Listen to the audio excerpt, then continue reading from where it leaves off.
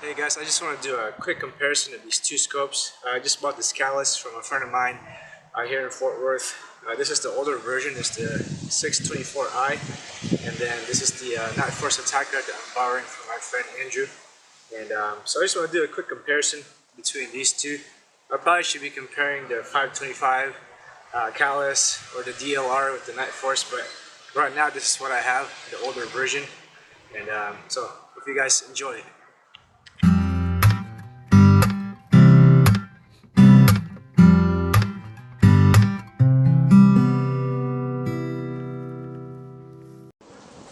So as far as optics go, this is probably what you would consider a tier 2. This used to be tier 1, believe it or not, until the Tangent Theta and the Zico came out. But this is probably what I would consider, in my opinion, tier 2 scopes. And these are both amazing scopes that have won lots of matches. I would definitely trust these two scopes as far as running matches go. So let's talk about some of the main differences.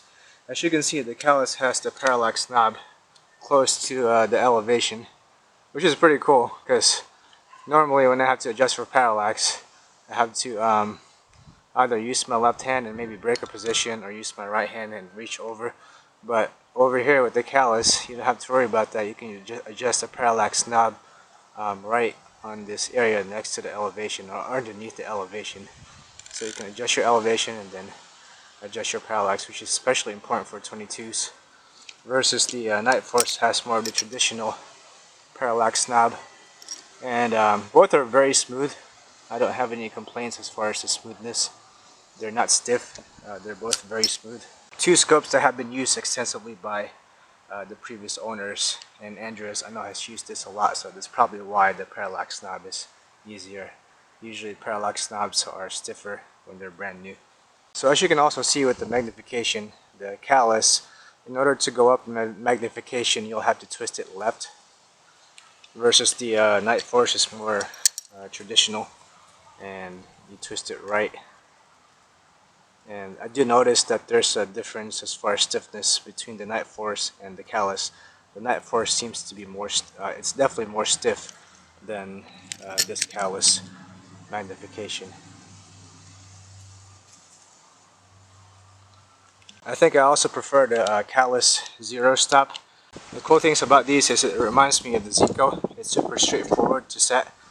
There's two set screws over here. You just loosen it and then you twist your knob. You don't even have to take it off. Versus the Nightforce is a little bit more complicated, and you'll have to take off the turrets, take up the screws, take up the turrets, and there's 4 set screws underneath that you'll have to use to set up the Zero, so it's a little bit more complicated. And both turrets are very tactile. I have no complaints between the two turrets. That's the Kahles, and this is the Nightforce. So as far as the feel, they both feel very the same. The only difference I could notice between the two is this one has more of a higher pitch sound, if you can hear it, and this has more of like a lower pitch sound.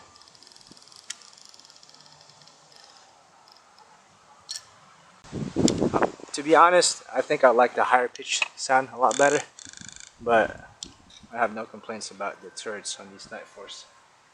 The Kahles is made in Austria, so it does have a European glass, and then the Nightforce has Japanese glass.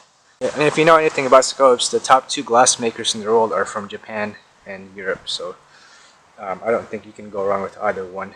I'm going to show you guys a video of me testing it in the afternoon sun and also testing it in low light. It's very hard to represent what I see in real life with these videos, so you'll just have to take it with a grain of salt, I guess, so to speak, whenever you're looking at it. But hopefully these videos gives you a little bit of an idea of what it could look like through these scopes. So while you're looking at this afternoon video, it was really hard to tell the difference between these two scopes. They're both clear. There's that wooden pole that you guys see. I was looking at 3 dots. I'm not sure if you can see in the video, but there's 3 like tiny little dots on that wooden pole that I could very clearly see with both scopes. And In this afternoon sun, when I was outside, it's very hard to tell the difference between the two glass. Like they both were very clear. So this one is about 10 minutes after sunset. As you guys can see, it's very hard to tell which one's clearer or allows in more light. Now this one is 25 minutes after sunset. As you guys can see again, it's really hard to tell a difference. It seems like the Kahles on the right lets in a little bit more light, but again, this is subjective.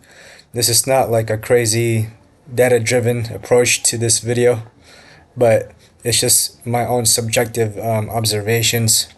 But so you take it for what it's worth.